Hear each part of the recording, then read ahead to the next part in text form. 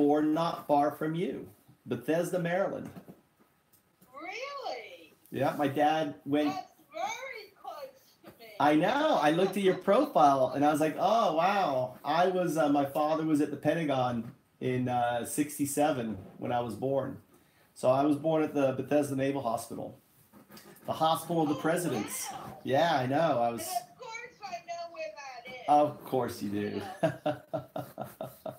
So And how hmm? how did you end up in Japan? Now I don't know if we have enough time for that story, but the short version. Yes, we do. The short. Well, I ended up here because of a broken heart. I thought I'd found the woman of my dreams.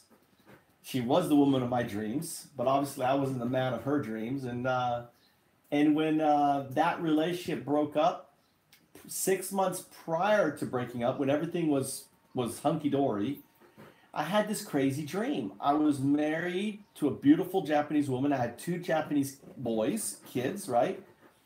And I remember waking up one morning going, Laura, you won't believe this crazy dream. And we laughed about it. It's like I was so real. I was married and I was living and it's like, it's just so weird. It was the weirdest thing ever. So then after we broke up, we'd separated for 2 years. I was in Manhattan. I had a job offer on Wall Street to do commodity sales. And I thought of that and I had that dream. I thought of that dream. And it dawned on me that I was about to go back into the same American dream cycle. Oh, I was living on Marble. I don't know how well you know Boston, but I was living the Bachelor on Marlborough Street, in stone throw away from Cheers, where it was modeled by the garden, not the park, the garden. I was going to the best restaurants. I drove the Mercedes. I had the beautiful girlfriend who was a divorce attorney in a top firm. I mean, I lived the American dream. I was making great money as an insurance salesman. And then my dad had a stroke. And he has the best medicine. He has, TRICARE and Medicare, and he can go get the best care in the world, and the doctors nearly killed him. And I'm selling the health care you're going to get now with Trump. It's called insurance for the self-employed, NAES. I sold that crap that's coming back that we're losing from Obamacare. Let's not get into All right, but I'm just saying, I sold the shitty insurance that Trump is trying to bring back, to it. I know it. I used to sell it. And I made a lot of money selling it, and I could sell it really well. So when my dad had a stroke, I basically dropped everything. I was up for promotion.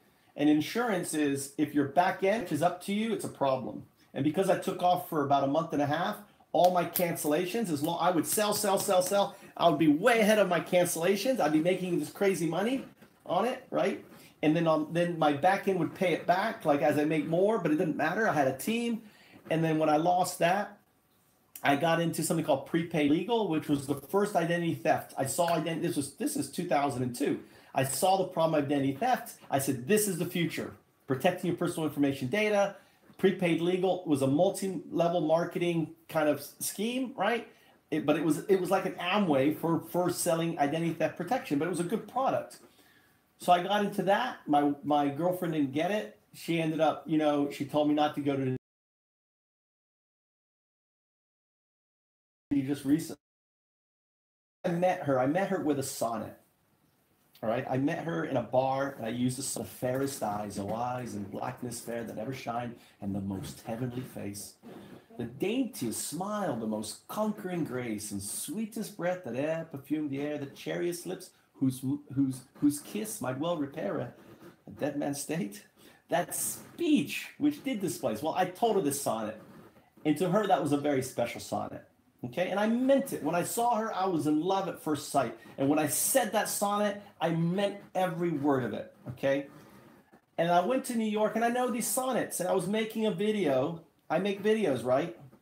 And she caught me doing that sonnet. It didn't mean anything. I was just doing it in jest to some woman on the side. And she saw me do that sonnet, and it broke her heart.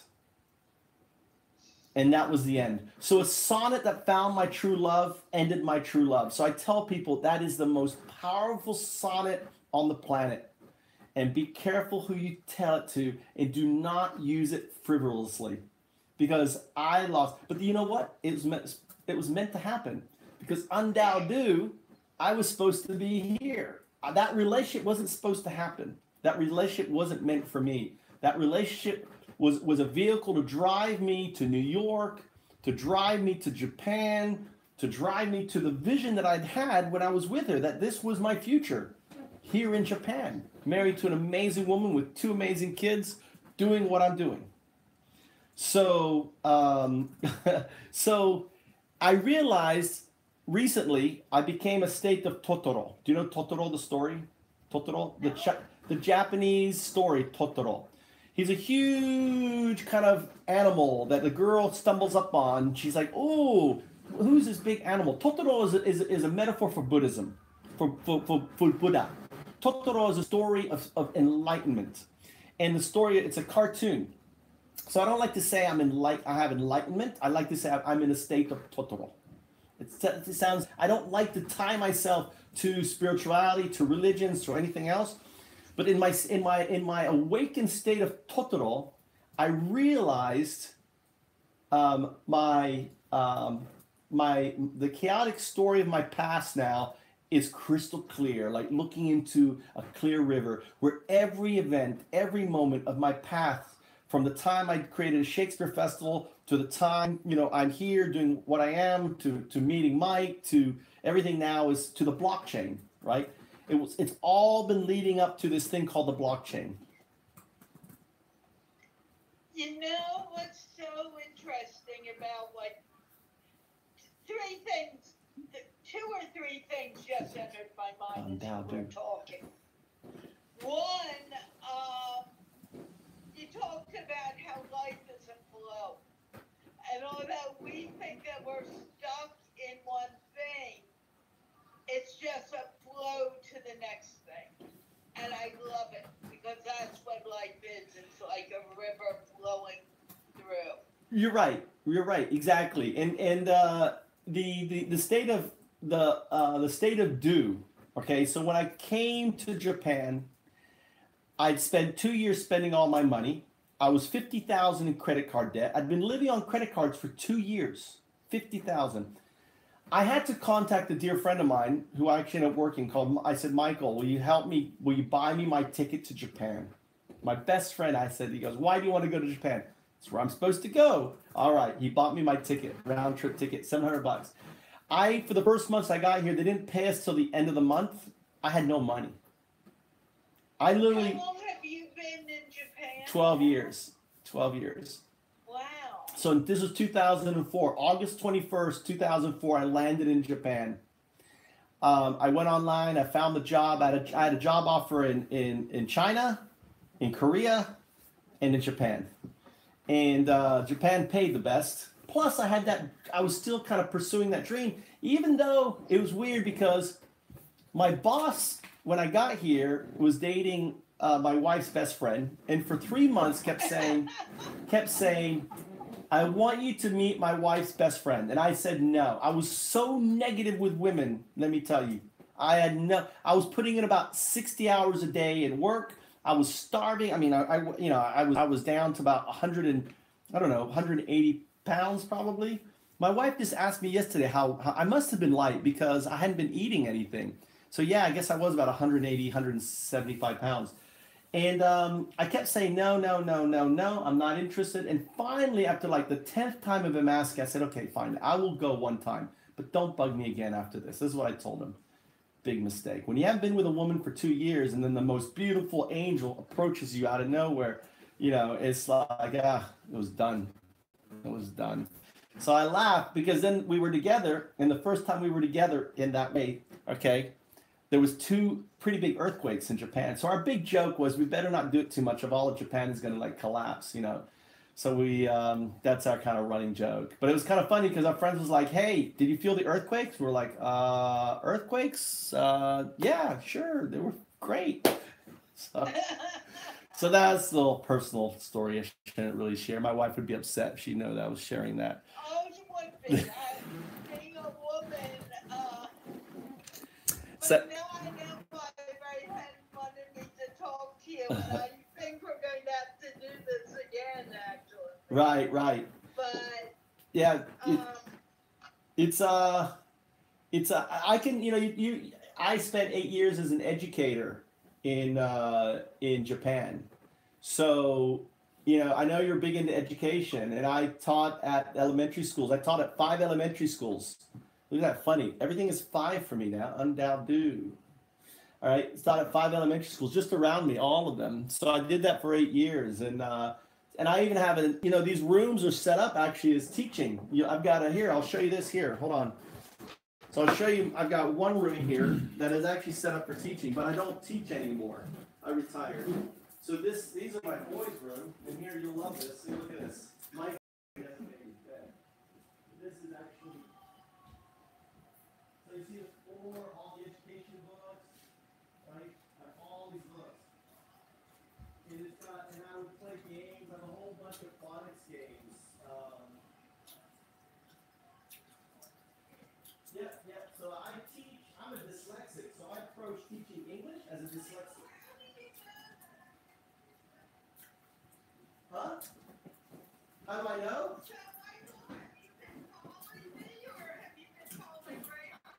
No. I'll be honest with you. I don't follow anyone. But when I knew we were going to talk, I looked at her profile and I was like, she's into education. That's something I like. I like kind of what it stands for. I'll be honest. I use social media to push my content out. I'm not a big consumer of content. I'm just too busy. I'm doing this. But the thing is, I produced a Shakespeare festival that's still going on today called the Southern Shakespeare Festival. And my biggest regret from doing that festival is there is no, there was no road map from doing it. It's lost. The only road map is up here. So my point of view now, and I'm an entrepreneur. I'm a diehard. You can call me a cockroach entrepreneur. You can't stamp me out. I'm always going to keep going. So the whole point of the reason why I do so many videos is really it's kind of an ego thing where I want to document and I want to share with others the journey. Being an entrepreneur is not easy, right? Right. And the fact is, it will become easier. It's my whole point of Found Ups, and that we can talk about some of it. Found Ups is an alternative to the startup that I started, in 2010. But the whole idea is I want to make being an entrepreneur easy. I want to make being an entrepreneur about following your passion, looking around you, teaching people to look around you, see a problem, and fixing that problem, and empowering individuals to fix those problems. And the problem is the current framework we have doesn't work.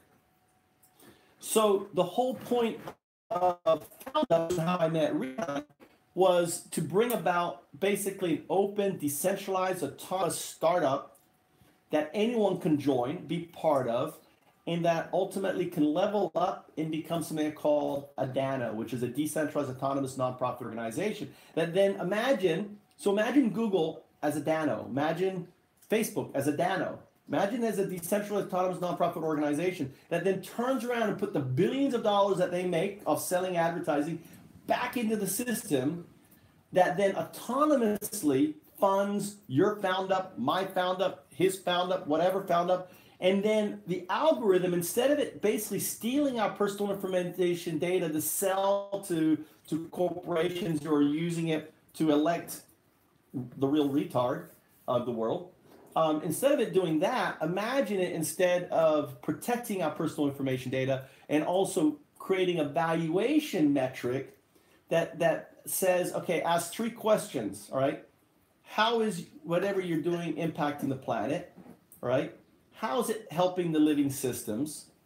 And how is it sharing the knowledge and the joy, okay? And we can measure these things now. AI can measure these things. And that becomes a valuation metric, not the consumption of limited resources, not the growth metrics of ROI, right? That currently is driving everything that we have. And I just did a video on Jenga, if you watch my videos, okay, where I compare what's going on with capitalism and social capitalism. So my purpose in life is to usher in social capitalism. And social capitalism is basically corporations not acting in a selfish way, but acting in a selfless way. So imagine companies in the future as Danos are selfless entities that are focused on the planet, its living systems, and sharing the knowledge, wealth, and beauty with others, versus it is right now selfishly grabbing, consuming,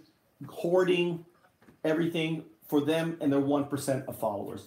So the good news is this, is that that model has ended. They don't know it yet. The model has ended. And the blockchain, which came about because of Ethereum, and Ethereum came about because of my work with Ethereum in 2011, 12, right? I gave them kind of like as a dressmaker, I gave them the stitching, right? Not the stitching, but the pattern. I'm the pattern maker, right, of the blockchain.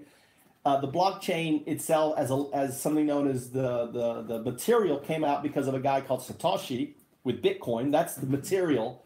And what Ethereum did, all they did was with my pattern, they took the fabric of Bitcoin, right? And then they had my pattern and they stitched it together with something called smart contracts, and they came up with what you call the blockchain today.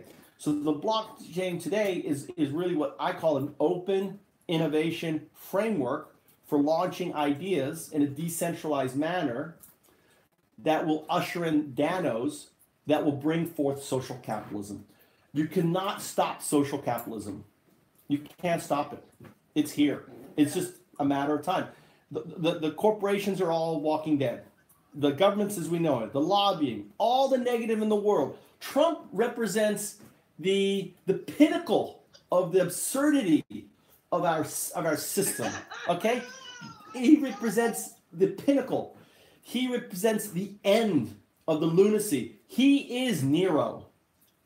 And he is burning down Rome, which is our America. And out of Rome and out of this deforestation, out of this forest fire, there's going to be some incredible growth that's going to come out of the blockchain out of nowhere and change everything.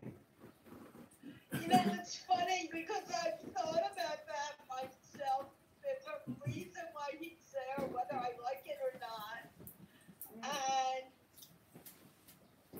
it could just be movement to where we are supposed to be going.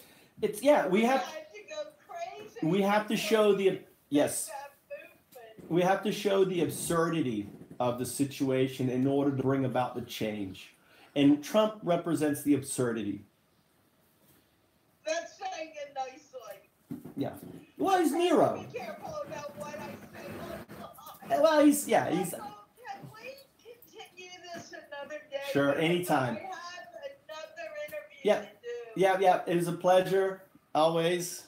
And let's talk soon. Anytime.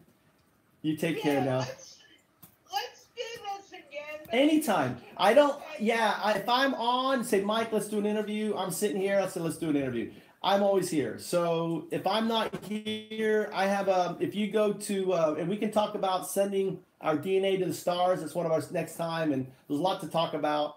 But you can always, reach me on here or on Twitter and I say, hey, let's do it. And let's do it. I don't like to set up like, oh, we'll do it tomorrow at 4 because I'll forget. Just you see me, let's do a talk. I'll remind you. Sounds good. But all right. Anyway, Michael, I want to do it again, and you know about the other event coming up. That's tomorrow. That's tomorrow, right? That's tomorrow, right? That's tomorrow. That's the day after tomorrow, huh? Well, see, I'm already in Wednesday. You have to remember, I'm 13 hours ahead of you. Oh, right. It's tomorrow. It's tomorrow for you? It's tomorrow for you? No, tomorrow for you. 2 days for me. Okay. Well, it's actually 2 days for me too, because we're in that time where we're both together on the same time zone. Right. I've got it figured out. Okay, I got it. Yeah. Yeah. Okay, sounds good. It will be happening. Yep, I'll be there. Undaudu. Take care. Undaudu. Bye-bye.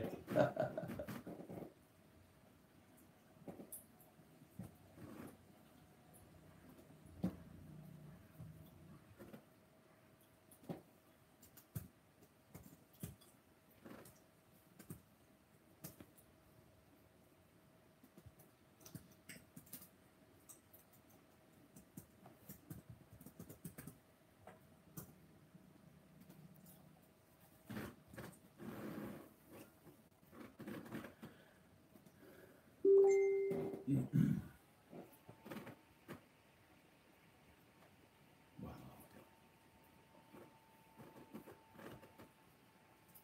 What?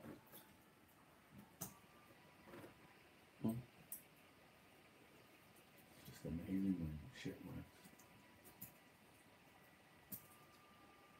Oh, I'm still going higher. All right. Well, there's me on my YouTube.